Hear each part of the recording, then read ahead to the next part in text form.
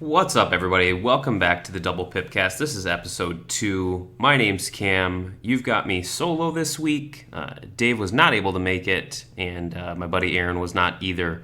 So the next episode will definitely have either Aaron or Dave on there. Looking to probably play a game while we record. Not sure how that'll work out, but so for this podcast, what I plan on talking about is some of the events coming up over the next couple months here, and what that has to do with you, where they're at, what the dates are, and what they're going to have going on there. New products, those that have just come out, those that have been leaked somewhat, and then the rules roundup, the most recent rules roundup from the official Transformers trading card game, folks. A correction to last week, not so much a correction as an addition. The winner of the Origins event, the official Origins event hosted by Pastimes, was Stephen Pinkney. So I know I named him as the anonymous winner. It's Stephen Pinkney. Congratulations for winning that event, and best of luck to you at the upcoming events if you're making it to there. So rolling right into it, some of the events that they have coming on or going on are the one at Gen Con, which is going to be an open event from August 1st through the 4th, and that is in Indianapolis, Indiana. And then PAX Unplugged Invitational, December 6th through the 8th. That is the granddaddy of them all in terms of tournaments, and that is going to be in Philadelphia. More information at pastimes.net. That's pastimes.net. So, reading straight from the Transformers post back in May 29th, Transformers TCG announces organized play in-store and convention events and prizes. Wizards of the Coast is excited to announce that organized play is coming to the Transformers TCG. So most of your local gaming stores are running officially sanctioned events, sanctioned with prize support, so the 25 copies of Private Smashdown, the multiple copies of the gold character cards. You had gold Bumblebee from Wave 2, gold Flame War from Wave 1, and gold Private Red Alert from Wave 3, War for Cybertron Siege. The official organized play kicked off with the Origins Game Fair in June, and like I said, Gen Con's going to be in August, Transformers TCG Energon Invitational at PAX Unplugged in December. Coming straight from this article, a small number of winners of last chance qualifiers on site at PAX Unplugged will also be eligible to participate in the Transformers TCG Energon Invitational. So placing in the top competitors at these large-scale open events is a path to the TCG Energon Invitational. The article reads, players will also be able to qualify by competing in events at certain game stores. So follow up with the owner at your local game store that has a Transformers scene if they will be hosting an Energon Invitational qualifier day, and what it takes to be involved in that, and get all the details so you can make sure that you are ready to win, and best of luck to you. So those are the events that have been announced. Stay tuned for more information on that.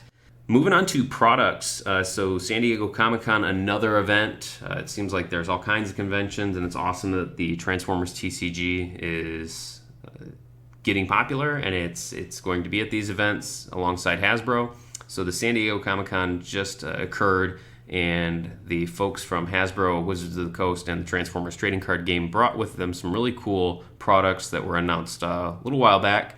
The San Diego Comic-Con 2019 Convention Pack, not to be confused with the 2018 Convention Pack that is going for a cool $350 on eBay right now.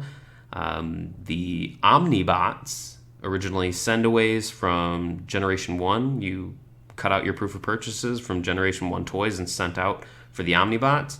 $15 at the SDCC Transformers booth. SDCC 2019 Transformers booth. $15 got you the 2019 Convention Pack with the Omnibots. Omnibots being Overdrive, Downshift, and Camshaft. Also, for $50, the 35th anniversary Soundwave Verse Blaster theme deck. 2 40-card decks, some exclusive cards that make those decks worth playing, 2 full-sized character cards in Blaster and Soundwave, 6 small character cards, Eject, Steeljaw, and Ramhorn for Blaster, And then Soundwave has his mini cassettes, Ravage, Frenzy, Buzzsaw. So you get those 6 small character cards, $50. You're paying for the 35th anniversary. You're paying for the fact that it's at San Diego Comic-Con limited edition. But if you think about the cost of Metroplex, that's $20. You're getting a 40-card deck, 3 small character cards, and 1 giant card. You're paying maybe a $10 premium on top of what it would cost if you bought Metroplex twice over. I mean, you're getting 2 40-card decks and 6 small character cards, 2 full-size cards. So not out of the realm of what it should cost. Maybe pricing some people out of it. I think $29.99, $34.99 sounds a little bit better. But those were the 2 products they brought with them. Going into detail on the Omnibots, 1 pack, $15, 25 stars. So you're going to play Overdrive, Downshift, and Camshaft together. You can obviously peel them apart. They're 8 and 9 stars apiece, so you can put them in other decks, but obviously they're not going to be performing as well because they have some really awesome synergy. They have some keywords on them: leader, specialist, ranged, melee. Overdrive is your leader. And then they also have car keyword on there as well. So a lot of awesome cards that you can bring into this deck that you build around these 3 cards that can make them really something special. Their cost doesn't really show in their stat lines. You've got 4, 12, and 1 on Overdrive, 3, 11, and 1 on Downshift, 4, 11, and 1 on Camshaft. Their abilities, though, are really, really cool. So Overdrive has Focus, Downshift has Bold, and Camshaft has Tough conditionally. So they get additional focus for every Omnibot in play that has a upgrade on them that corresponds with the following ability. At the beginning of your very first turn, attach a weapon, armor, or utility, depending on the character. So Overdrive attaches utility, Camshaft attaches an armor, and Downshift attaches a weapon. And so for the amount of those upgrades that you have on your Omnibots in play, gives you additional stats in Focus, Bold, and Tough. So that's a really cool synergy, and like I said, 25 stars, so these are the cards you're going to be playing. No specific action cards come in this pack, so no specific upgrades or actions for these guys. It's just 3 bots, and you're going to build your deck around them. The next product is like I said, the 35th anniversary Soundwave vs. Blaster set. And so let's get right into it. Blaster, 5, 14, and 1 in bot mode, 0, 14, and 2 in alt mode. His ability allows you to deploy a mini cassette character from underneath Blaster. And if you do so, play the top card of your deck. So these guys are going to work very similar to Metroplex. Metroplex starts out with his 3 bots, Slammer, 6 Gun, and Scamper. Blaster is going to start with Eject, Steeljaw, and Ramhorn underneath him. And then you can obviously, or maybe not so obviously, you can switch out. You don't have to have Ramhorn in play, or you don't have to have Steeljaw in play. You can have another 5-star cost in there. But for every one of these tapes that you start with, they're each a 5-star cost. They start underneath Blaster, and then you flip from alt mode to bot mode each time in order to deploy these additional cassettes. Getting into the cassettes, Eject, Steeljaw, and Ramhorn all have a 3 attack, 9 health, and 1 defense stat line in bot mode, 0 attack, 9 health, 1 defense in alt mode. Eject has a bot mode ability that when he defends, the enemy cannot use Bold until the end of the turn, or until the turn ends. So no Bold on Eject when he defends in bot mode, and any other attacks that would come through in that turn will not have Bold with them. Steeljaw gives Bold for a 10-star or more character, so Blaster will receive that. And then alt mode gives Bold 1 for all until the end of the turn. Ramhorn allows you to play a white armor when he defends, so that white armor can go on to himself, or it can go on to another character in play on your side. His alt mode allows you to move an armor from him to any other bot, which is cool. Soundwave, getting into Soundwave, everybody's favorite. 4, 15, and 2, so 4 attack, 15 health, and 2 defense in bot mode. 0, 15, and 2 in alt mode. Very similar to Blaster, deploy a cassette. Instead of drawing a card like Blaster does, though, you're going to be looking at your opponent's hand and returning it to the top of their deck. Ravage, Frenzy, and Buzzsaw have that same 391 stat line with a 091 in alt mode. Ravage has Stealth in alt mode, and then Pierce 2 to an ally. Frenzy, reveal opponent's top 2 cards and scrap them. No Tough when he is attacking, so opponents cannot use Tough when he is attacking. Buzzsaw allows you to move a weapon, very similar to how Ramhorn allows you to move an armor.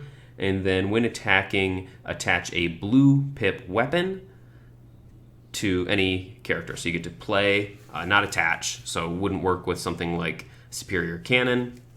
Wouldn't work anyway because Superior Cannon's an orange battle icon, but play a blue weapon on any character. So that is really cool. Soundwave also has Leader on him. He's a specialist, which most would assume he would be, but he's also a leader. Blaster does not have that leader keyword. A couple of the actions and upgrades that come with this set. You've got Recover Cassette. If you have Blaster or Soundwave in play, put a cassette character back. You may put a cassette character back from the playfield that you've deployed up underneath Blaster or Soundwave and heal 2 or repair 2 damage that you've taken. Inner Groove, it's a utility. Put on many cassettes, giving them +1 defense and +1 attack. If you've watched the show, Soundwave always has a very monotone way of deploying his mini cassettes. So this action, pretty cool. Ravage, Frenzy, Buzzsaw, attack. For either of these characters that are in play, so you get max out of it if you have all 3 of them out. Draw 1 card, do 1 damage, or scrap 1 armor. Very cool. We also have our first double black pip card, Intercept Comms. Draw 2 cards, and an opponent discards a card from their hand and puts it on top of their deck. So that's very cool. A little disruption in there. Blasters cards. We've got one called Obstructive Rhythm. It's an armor. For each mini cassette in play, the upgraded character gets +1 tough. So that may be one that you want to put on a Blaster, depending on what your deck is looking like. Interpret Airwaves is an action. Basically gives you plan 5, so top 5 cards you get to look at and rearrange from the top of your deck. Very cool. Can help you make sure you've got a really big swing. With Blaster's deck, it's actually orange focused, while Soundwave's is blue focused, so that can really help you grab some double orange pips and make sure that they're in the top 5 cards, so very neat. Daring Counterattack is an action. +1 attack for each Autobot mini cassette in the KO area. So that gives you Pierce 6 if you have Blaster in play still. So you get +1 attack. So let's say you've played Eject, Steeljaw, and Ramhorn, and then they've all been KO'd. It's towards the end of the game. You're going to have +3 attack in this case, and Pierce 6 if Blaster is still out. So last ditch, daring counterattack. Very, very cool. So my thoughts, the Autobots, I think, or the Omnibots, who are also Autobots, I think it's very cool that they have seen they're niche characters. They were not probably very well known because they weren't on store shelves. Initially, you had to send in the back of your boxes, and I know a lot of kids, even back then, 35 years ago, a lot of kids would throw their boxes away, not knowing that there was going to be a redemption. Who knows? So niche characters, they're getting a niche release with the 2019 convention pack. Really cool. I talked about the 2018 pack briefly that had Slipstream and Cliffjumper as well as 2 action cards. This is going to be, as far as I know, and what they've said, it's going to be a little more available. So if you've got the money and you want to get it, you could have gotten it at San Diego Comic-Con. You could get it on eBay right now. But then it's also going to be available on Hasbro Pulse, which is a online store for Hasbro products, some exclusive products, and those will be coming, both the Omnibots pack and the San Diego Comic-Con 35th Anniversary Soundwave Verse Blaster. Both of those will be available on Hasbro Pulse. So I think that is really cool. $15, not bad for 3 character cards, rare character cards that are going to be deck playable together. So very cool. You've got the 35th anniversary. Like I said, it's going to be available on Hasbro Pulse. I don't know if it's going to be $50 on there as well, but that is the G1 art. I don't know if I mentioned it already, but that's G1 art from the Generation 1 boxes for Soundwave and Blaster, as well as their mini tapes. The alt modes were redrawn by Marcello Materi. He was signing these sets at the event, so very cool. Yeah, my thoughts on the Blaster and Soundwave set, very cool. The price may look high at first, but once you consider what you're getting inside of it, very cool. Soundwave is a very, very, very popular character, much more so than Blaster, I would say. I don't know if it's the minigun on his shoulder or what, but he was in basically every G1 episode that I remember. Very popular, and if people can make some good decks about it, I'm sure you'll see it a lot. If not, you'll at least see it at your local gaming store during casual play. People were very, very happy to pull Soundwave in Wave 3, even though he was only an uncommon. There's just something about that character that really resonates with people. So I think this is a really cool set. For those of you that can't get it at an event, they can't get it from Hasbro Pulse. The 35th anniversary Soundwave vs. Blaster set will be seeing a release that is functionally the same, but won't carry that 35th anniversary designation, and the art will be it'll be modern. It'll match what we're currently used to in Wave 1, 2, and 3. So functionally the same, they'll play the same, but the cards just won't have that G1 art on them, and that will be a retail release, so that'll be at your local gaming stores. Ask them to order it, and then of course you'll be able to find it at other retailers as well, GameStop, Target, those places. So very cool. I think I'm a little more inclined to look for that set when it comes out, because I like the new, modern, more fresh art, but I know there's definitely some folks out there that have the nostalgia for the G1 art and even are completionists, so every product that comes out, they want to grab it. I know some folks out there that are making content as well have received these sets. Those unboxing videos are out there, so you can take a look at those as well. I didn't cover it last time, but one other product that is out there, or a couple other products that are out there, there's a second starter deck. The first starter deck was Red Alert, Ironhide, Optimus, and Bumblebee, and then a 40-card deck that could be split into 2 20-card decks and played against each other. Very starter-friendly. There's a second starter deck that came out for Wave 2, and that had Megatron, Bumblebee, Windblade, and a Starscream character, and that was basically to replace Wave 1 starter. There's a Devastator set that is a combiner and has its own special cards as well. In terms of the rules roundup, I'm not going to cover every single rule, just a couple that stuck out to me. I do recommend that you go and check the rules roundup from 7/12, depending on when you're listening to this. There's also another one being published on July 26th. Keep in mind, you can send your questions to transformersquestions@wizards.com, and the folks over on the Transformers Trading Card team will answer those for you. So, one that really stood out to me was Thrust. So Thrust is a really cool Conehead Decepticon plane. And the question is, if Thrust has a grenade launcher and boosts a character that is attacking via his tap ability, and the opponent reveals a bolster to play a Scrapper Gauntlets to scrap the grenade launcher that was placed on Thrust, does Thrust donate 7 attack or his 3 base attack to the attacking character since grenade launcher was scrapped? The answer is 7 attack. The amount has already been locked in. So take out all the extra stuff from bolster and Scrapper Gauntlets, even though that ruling is really cool. Thrust is a really awesome character that unfortunately can't play all 3 Coneheads together, but being able to keep the value of Grenade Launcher outside of 1 turn is really, really cool.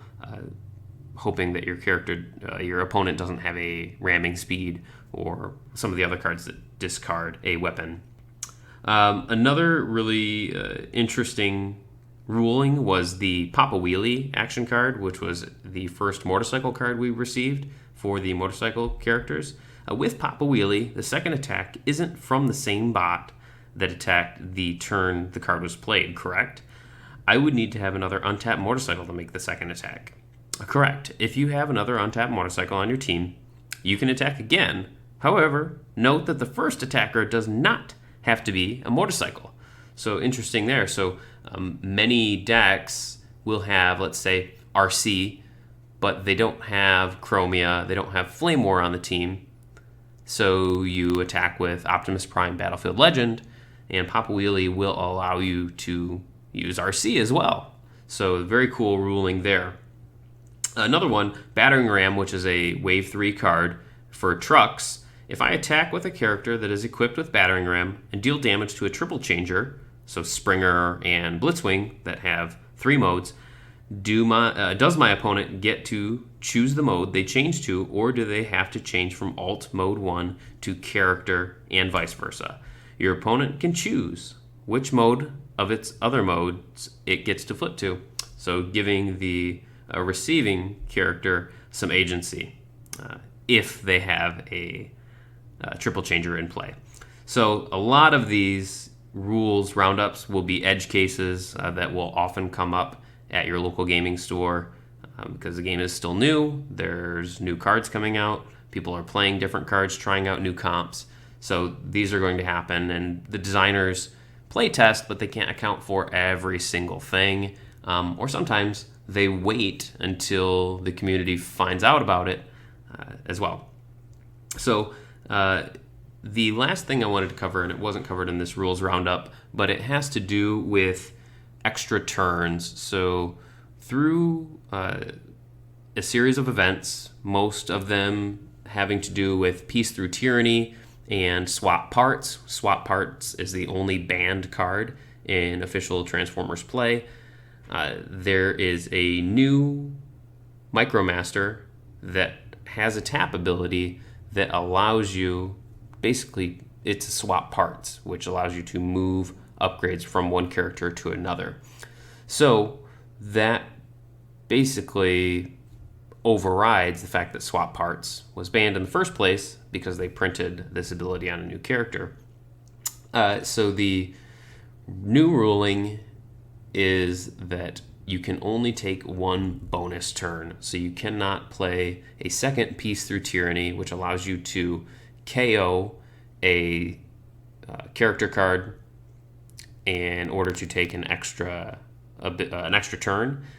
People would play I Still Function on their bonus turn, which would allow them to bring that character back in and KO it with another Peace Through Tyranny and keep doing that and keep doing that and keep doing that. So the ruling now is that there's only one extra turn, so you take your first turn, get an extra turn by playing Peace Through Tyranny or maybe some other card that comes out down the line that has the same effect. There will only ever be one extra turn, so you can't be stuck in an endless loop playing solitaire against your opponent and not allowing them to play, which I think is good for the game. But if you want to check out the rest of these rules through the rules roundup, go ahead and take a look at the Transformers Trading Card Game Facebook page and take a look for the rules roundups. Like I said, the next one's going to be on July 26th. I was reading off of the July 12th rules roundup, and send a question to transformersquestions@wizards.com, or you can even send them in to us at the Double Pipcast podcast page, and we'd like to hear those questions as well. But that's all I had for the Double Pipcast. I will see you guys next time on episode 3. Hopefully we'll get Dave or Aaron in here to talk about what is going on in the world of the Transformers trading card game. Thank you very much. I appreciate you guys, and we'll talk to you again next time.